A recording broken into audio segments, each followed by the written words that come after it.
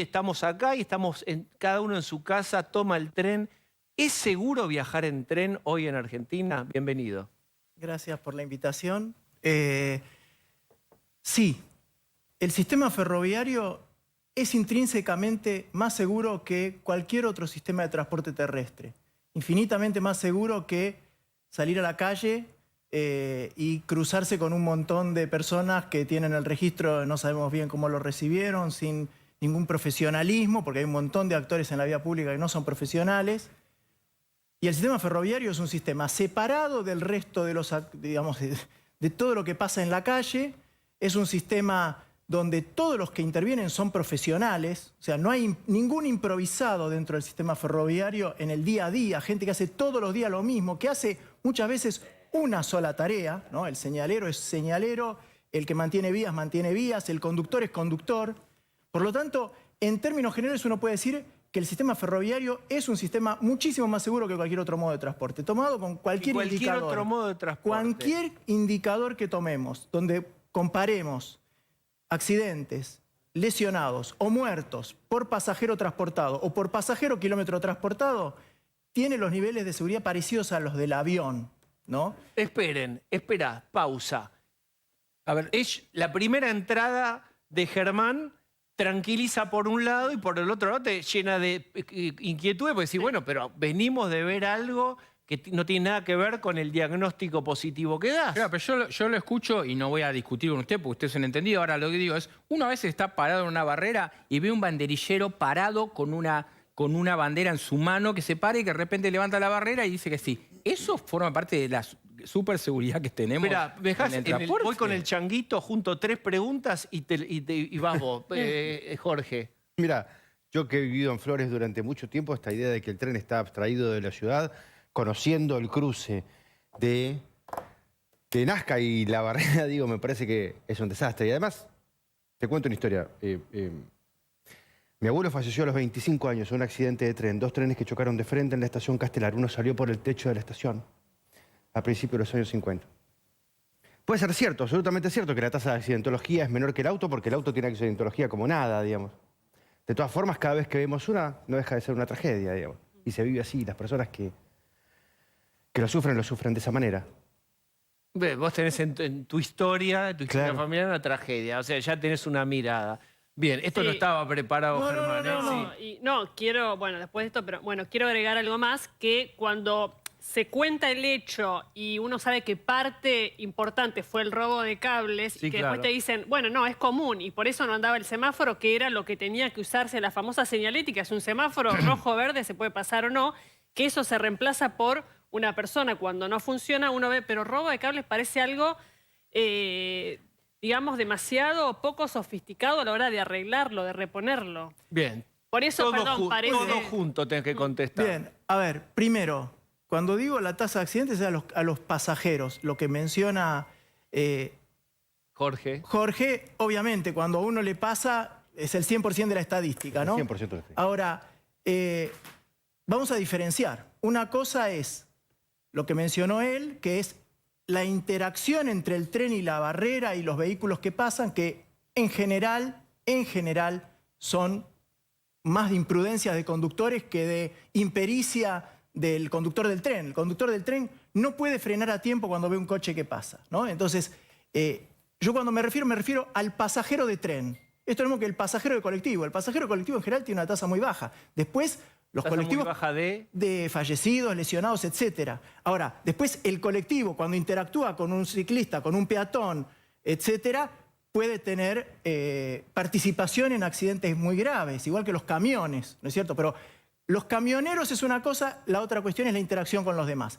El sistema ferroviario, como pasajero en general, es un sistema muchísimo más seguro que cualquier sistema vial. Ahora, ¿por qué nosotros nos escandalizamos? Todos nos escandalizamos cuando hay un evento de este tipo.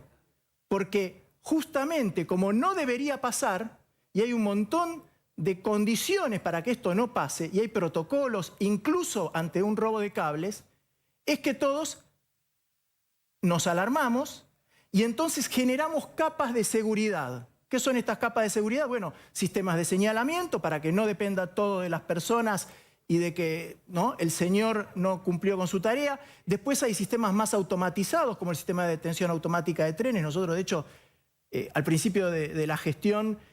Vos trabajaste con Dietrich, el gobierno de Macri. Yo estuve como secretario de Planificación del Transporte durante el ministerio, digamos, durante el periodo de 16-19 en el Ministerio de Transporte, con Guillermo Dietrich y con Mauricio Macri. Al principio de la gestión y con la experiencia de ONCE, porque digamos, esto que pasó hoy, nosotros nos preocupaba que pasara nuevamente lo de ONCE u otras tragedias, porque no fue solamente ONCE antes de ONCE. Nos planteamos... ¿Qué tenemos que hacer? Entonces, reunimos una mesa de expertos de SOFCE, de ADIF, de la CNRT, los mejores expertos de señalamiento del sistema, toda gente de carrera, todos profesionales, los sentamos en una mesa y le dijimos, ¿qué es lo que tenemos que hacer en materia de señalamiento para que no pase esto? Nos recomendaron utilizar un sistema que estaba probado y utilizándose en el ROCA desde la década del 80, en solo el 10% de la red, y decidimos generalizarlo a todo el sistema ferroviario. Esa decisión implicó la compra de los materiales, el financiamiento, la fabricación, traerlo acá, y se empezó a instalar y estaba muy avanzado cuando nos fuimos. La pregunta es ¿por qué eso no está instalado? Yo no Ahora entiendo vuelvo a tu pregunta. Quiero esta cuestión. ¿Cómo fue madurando en el gobierno el impacto de lo que por suerte no ocurrió, pero que fue un aviso tremendo, que es ese choque de trenes? Bueno, hay un tema que es una Secretaría de Transporte con un funcionario que en un principio había estado en duda respecto de los cambios iniciales de cuando fue la crisis con Schiaretti, un hombre que viene de ahí. Después, en los últimos tiempos, había aparecido casualmente los otros días con el tema del paro. Al lado de Patricia Bullrich estaba todo muy bien. Sucede esto, obviamente. Ahora hay una conmoción y están los focos puestos sobre Adrián Luque, el hombre de trenes. Acá no hay una decisión todavía respecto de este hombre. El problema es, algo que se empieza a ver en este gobierno es que también no es como el Frente de Todos, que era un lío, que eran todas tribus distintas, pero acá hay gente que no sabe si responde a Nicolás Pose, si responde a Santiago Caputo, si responde a Karina Milei, y empiezan a ver todos estos ruidos. Entonces, hasta ahora no hay una respuesta de funcionario que sí esbozó que la información que él había avisado. Si él había avisado y no hubo alerta sobre esto, tiene que también haber una explicación del gobierno al respecto. Sí, el gobierno le echó la culpa, dijo que el kirchnerismo había desinvertido, le dijo a Adorni, el vocero. Sí, eso fue la reacción que tuvo al principio. Después empieza a haber una versión de que había ya una idea de decretar la emergencia ferroviaria, es decir, empieza a haber una relectura, uno puede creer o no, pero algunos funcionarios dicen, no, sí, la verdad es que esto estaba en carpeta.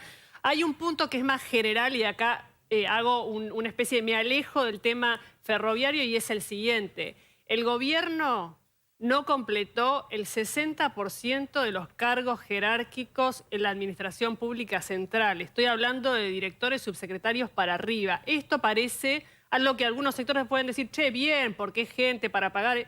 No, pero en muchos casos son firmas que no hay, expedientes que no se mueven, sectores que no se atienden, y esto puede ser también un problema, porque estoy haciendo, esta cuenta es tomando en cuenta ya el achique de ministerios, no es por estructuras que eliminó el gobierno, sino hay un gran déficit a la hora de designar, esto lo ha dicho mucho Macri puertas adentro, es decir, completen terceras y cuartas líneas porque son los que empujan los cambios, y una cosa más, y la sí. reacción de, sobre todo la mesa chica de Milei es, Macri, vos porque querés ponernos tu gente. Bien.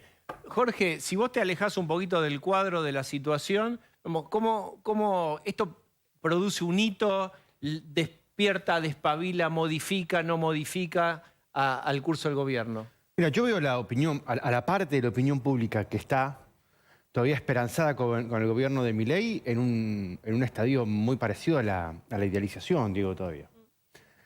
Entonces, primero se tiene que resquebrajar la base que construye esa idealización, que son los problemas económicos. Mientras al 52% de la gente que todavía apoya a Milei tiene 52% de imagen positiva, le dé la sensación, crea que el hombre nos puede llevar hacia un lugar mejor en términos económicos, cualquier otra cosa no lo va a afectar. Cuando se empieza a resquebrajar eso, esta factura que queda guardada, la próxima que queda guardada, todas van a venir juntas.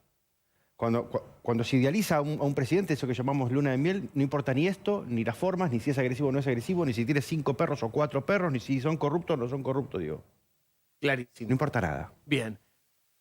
¿Qué sería la emergencia ferroviaria? En principio Todavía no dijo Adorni, el gobierno no llenó de contenido ese envase que es vamos a decretar la emergencia ferroviaria? ¿Qué sería? En principio, implica acelerar procesos de compra, ¿no? El Estado tiene un montón de mecanismos para comprar cosas. Lo que acabo de mencionar llevó 2 años, ¿no es cierto?, para hacer las cosas bien, con los papeles en regla, y la emergencia permite acelerar procesos de compras. En una situación como la situación ferroviaria, con un cambio de gestión, donde además venimos de malas priorizaciones, ¿no? Porque no es que no se gasta plata en el ferrocarril, se gasta muchísimo dinero en el ferrocarril. El problema es que se gasta mal. Tiene una estructura demasiado grande que podría operar con menos gente. A nivel internacional lo podemos chequear. Y además, la información que uno tiene es que se priorizó ciertas cuestiones que no eran críticas del sistema y se despriorizó lo que sí es crítico. Entonces, este gobierno tiene la oportunidad de priorizar bien, y si bien entendemos que no hay plata infinita, ¿no?, la plata que hay que gastarla en forma correcta. Si uno la gasta mal, estamos kirchnerismo mal. en materia ferroviaria después de 16 años de gobierno? Bueno, las priorizaciones fueron un desastre. Un ejemplo muy chiquito, ¿no? Los trenes de larga distancia o los trenes de baja densidad, ¿no? Se renovó la totalidad de la vía Victoria Capilla y la vía troncal del Mitre Tigre. Uno cuando circula ve la baja velocidad, y los que sabemos de ferrocarriles sabemos que la baja velocidad está asociada a que la vía está muy mal. Entonces, el tren no descarrila porque va despacito. Entonces, lo que no lo pagan porque queremos que sea seguro. Entonces, sacrificamos la velocidad, el tiempo de viaje del pasajero para asegurarnos de que no descarrile. Eso es una ¿Y barbaridad. los trenes de los de Randazzo después de 11, como pusieron plata o no pusieron, ¿funciona eso o no? A ver, el sistema venía de un largo proceso de desinversión.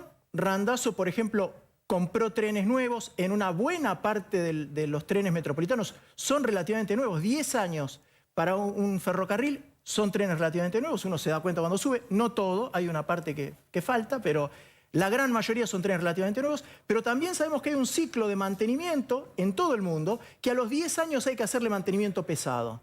Y además sabemos que hay que comprar repuestos, porque si una pieza falla, no voy al supermercado, ¿no?, o no voy al mecánico en la esquina y le compro un repuesto porque hay un montón de cosas muy estandarizadas. Hay cosas que son, en general, muy particulares, fabricadas exclusivamente por el proveedor, etc. Por lo tanto, hay un problema gravísimo que no está en los medios y que mucha gente oculta, y es que la falta de compra de repuestos y la falla en la política de mantenimiento de material rodante hace que buena parte de los trenes estén parados. Y lo vemos en los horarios de los trenes, en los tiempos de viaje también, pero sobre todo lo vemos que hay peor cantidad de frecuencia que antes, hay peor que en el 19. Entonces la pregunta es, ¿por qué del 19 a esta parte empeoró la frecuencia de los trenes? Porque no hay repuesto. Porque no hay repuestos. Germán, muchísimas gracias por haber venido. No, gracias Bien. por la invitación.